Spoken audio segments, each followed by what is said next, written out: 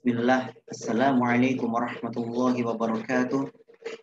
Alhamdulillah hamdan katsiran thayyiban mubarakan fi kama yuhibbu rabbuna wa yarda.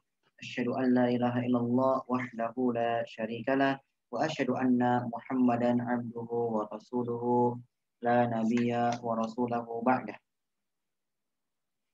Amma ba'd.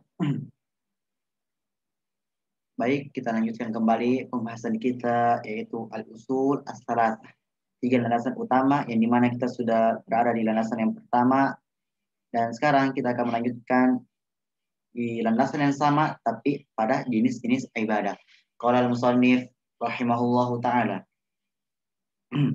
wa anwa'ul ibadati allati amara Allah biha mithlul islam wal iman wal ihsan wa minhu du'a wal khauf wal raja wa tawakkulu wal rahba wal khusyu' wal inaba wal isti'anah wal istighosah wal isti'adzah wa dzabh wan nadhr wa ghairu dzalika min anwa'il ibadati allati amara Allah biha kullaha.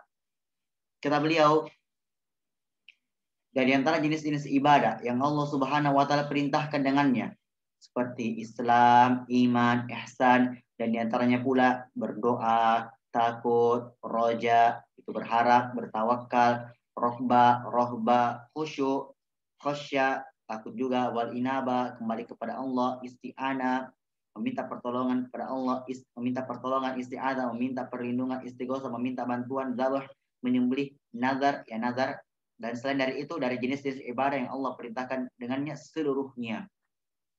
Wa dalilu qauluhu ta'ala wa annal masajida lillah fala tad'u ma'allahi ahada. Baik.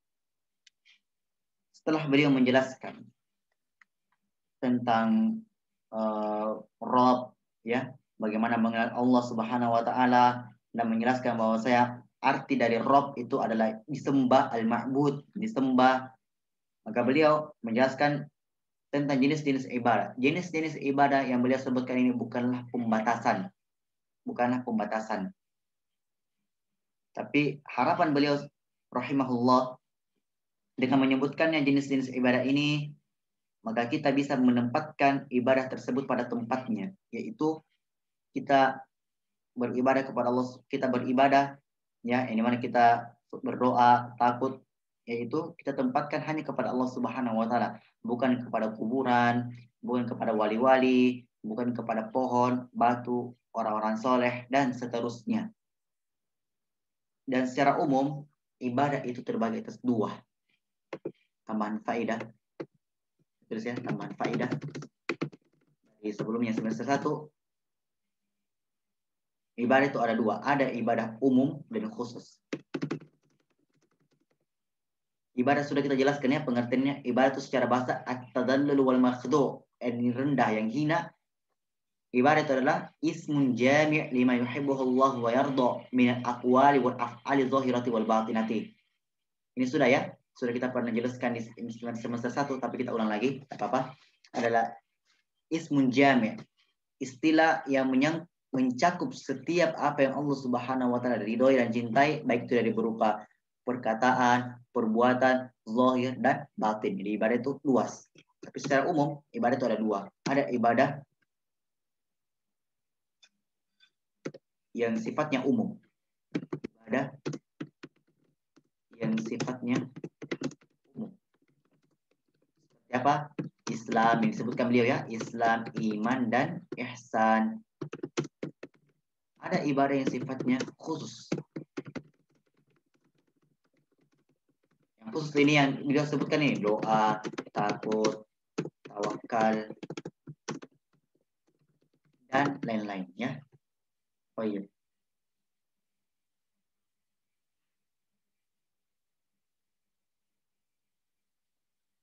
Dan adapun ini Islam, iman dan ihsan ini akan dijelaskan pada al-aslus tsani, pada landasan yang kedua ya. Oh iya. Dan semua ibadah ini harus dikembalikan kepada Allah Subhanahu wa taala. Dan dalilnya adalah firman Allah Subhanahu wa taala, wa annal masajida lillah fala tad'u ma'allahi ahadan. Dan bahwasanya masjid-masjid itu hanyalah milik Allah. Maka janganlah kalian berdoa bersama Allah seorang pun. Perhatikan di sini. Di sini ada kaidah bahasa ya.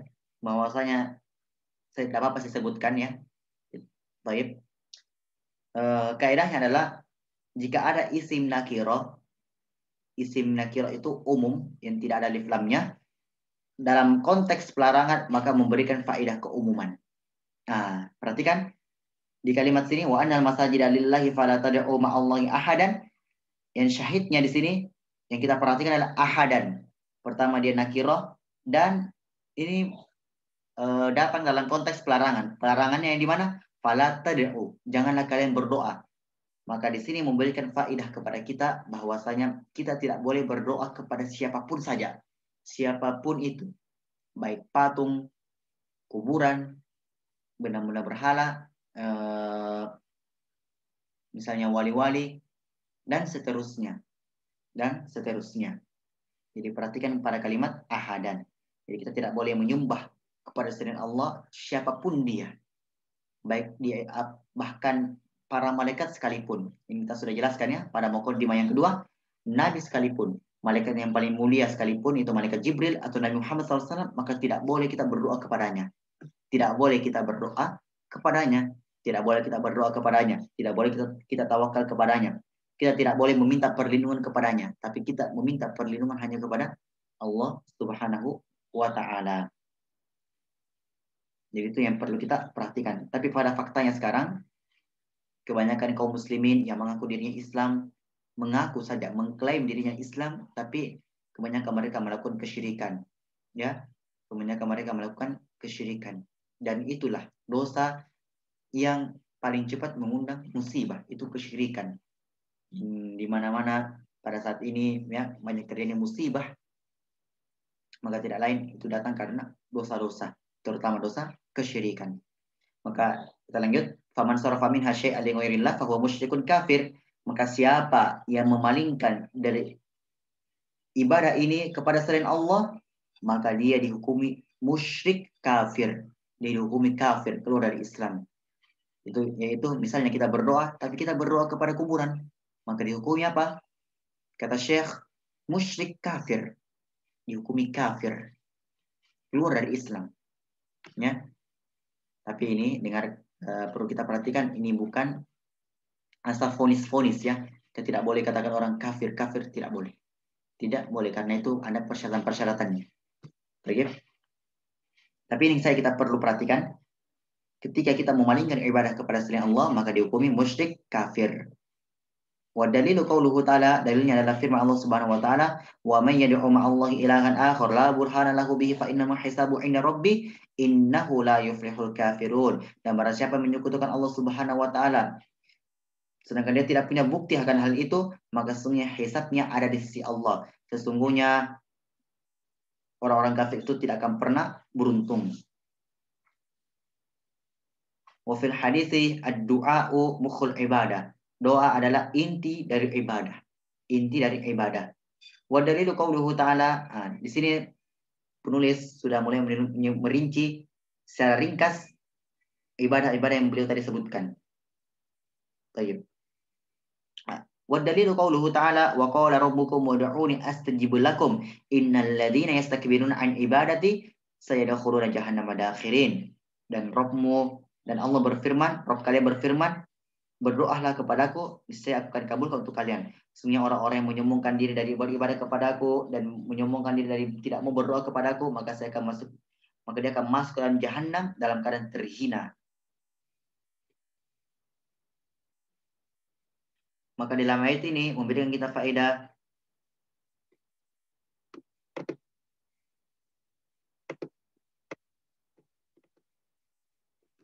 ya. Doa. Jenis ibadah yang pertama yang beliau sebutkan. Tambahan faedahnya di dalam ayat ini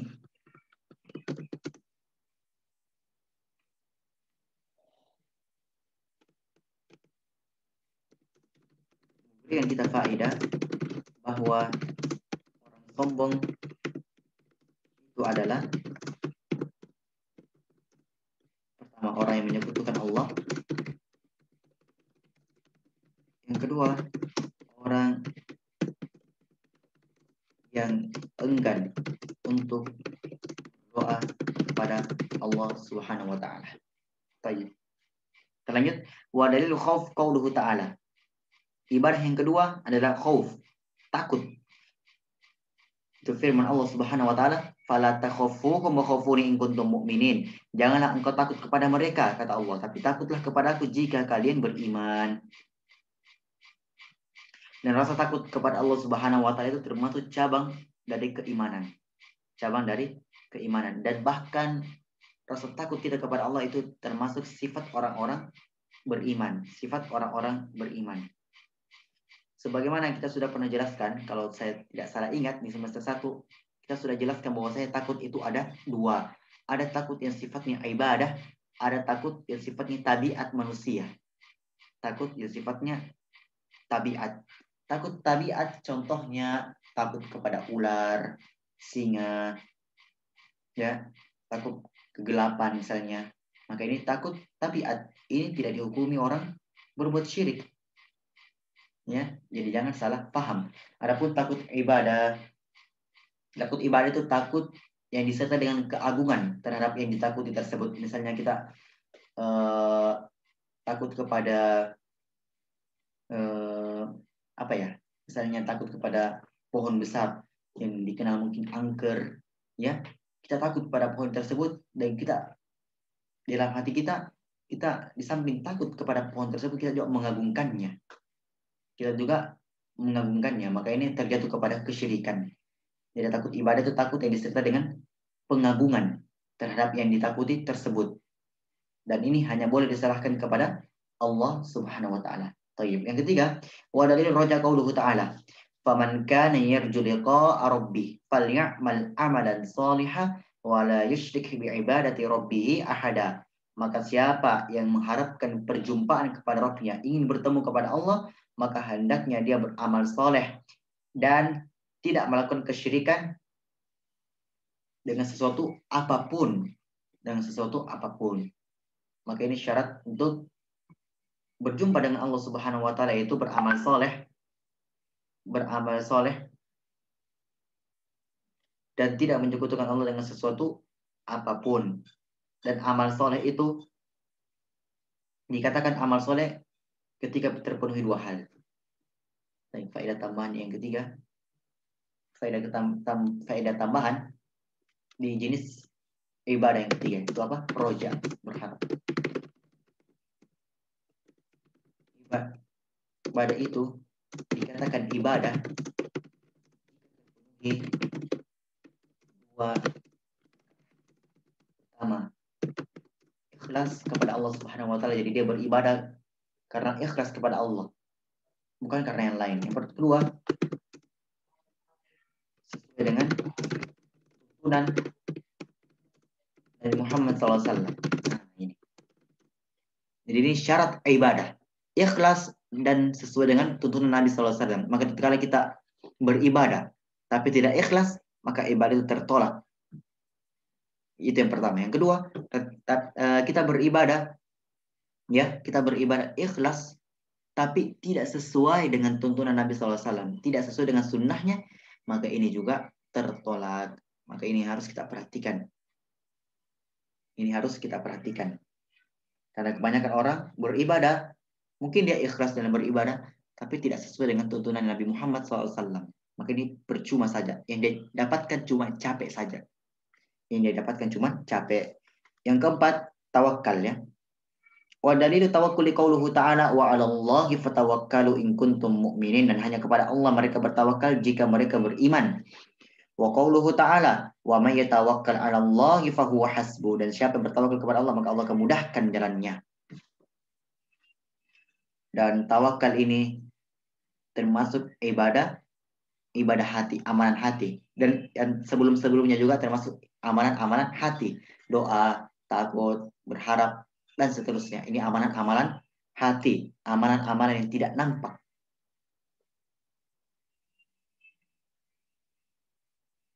Baik. Kita tuliskan faedah tambahan tentang pengertian tawakal. Ya. Ada tawakal. Tawakal adalah bergantung hanya kepada Allah dan memiliki keyakinan bahwa semua manfaat dan mudarat keburukan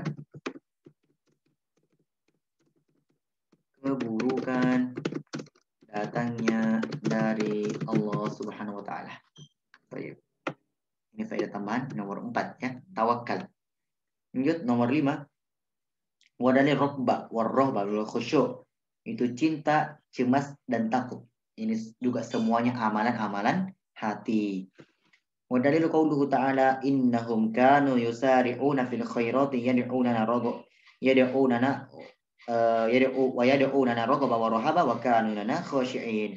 Sehingga mereka itu orang-orang bersegera di dalam kebaikan dan mereka berdoa dalam keadaan raghba wa raghaba.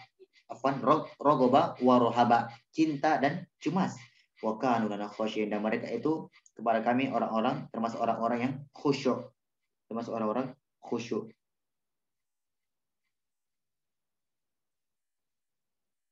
Baik, lanjut. Ibadah yang keenam yang disebutkan penulis untuk isti'anah. Khasyah ya, khasyah. Wadalu khasyah qauluhu ta'ala fala takhshawhum wakhshawni. Maka janganlah takut kepada mereka tapi takutlah kepadaku. Di sini juga kita perlu ketahui ya. Di dalam ayat yang lain Allah Subhanahu wa taala mengatakan bahwasanya yang hanya takut kepada Allah Subhanahu wa taala hanyalah para ulama. Saya lupa lafaz ayatnya. Yang artinya itu, arti dari ayatnya itu sesungguhnya yang takut kepada Allah hanyalah para ulama, yaitu orang-orang yang berilmu. Ya, orang-orang yang berilmu. Dan di sini juga memberikan kita motivasi untuk selalu mempelajari agama. Karena Allah Subhanahu wa taala membatasi bahwasanya yang hanya takut kepadanya hanyalah orang-orang yang berilmu, ahli ilmu. Maka kita juga harus berilmu. Kita juga harus semangat dalam mempelajari agama. Mempelajari agama Allah Subhanahu wa taala. Kenapa? Karena kita akan ditanyai oleh Allah Subhanahu wa taala tatkala kita tidak mempelajari ilmu agama. Tatkala kita tidak mempelajari ilmu agama. Adapun ilmu dunia, karena hukum asalnya mubah, maka Allah Subhanahu wa taala tidak akan tanya kita tentang hal tersebut. Kita tidak akan ditanya kenapa engkau tidak belajar ilmu komputer, ilmu industri dan seterusnya. Kita akan tidak ditanya oleh Allah Subhanahu wa taala, tapi kita akan ditanya oleh Allah Subhanahu wa taala tatkala kita tidak mempelajari ilmu agama, khususnya ilmu akidah. Karena ini adalah ilmu yang pokok, ilmu fardu ain. Wajib setiap kaum muslimin dan muslim untuk mempelajarinya. Jika dia tidak mempelajarinya, dihukumi berdosa. Baik. Kita lanjutkan ibadah yang ketujuh yang disebutkan penulis, wa dalil inabah qauluhu ta'ala wa anibu ila rabbikum wa aslimulah. Dan kata Allah Subhanahu wa taala, kembali kepada Rabb kalian dan berserah dirilah kepadanya. Baik. Mungkin cukup dulu ya. Kita cukupkan dulu sampai ibadah yang ketujuh yaitu inabah. Insyaallah kita lanjutkan lagi di pekan depan. Subhanakallahumma bihamdika asyhadu an la ilaha illa anta astaghfiruka wa atubu ilaik. Jika ada yang kurang jelas silakan ditanyakan kepada kami. Assalamualaikum warahmatullahi wabarakatuh.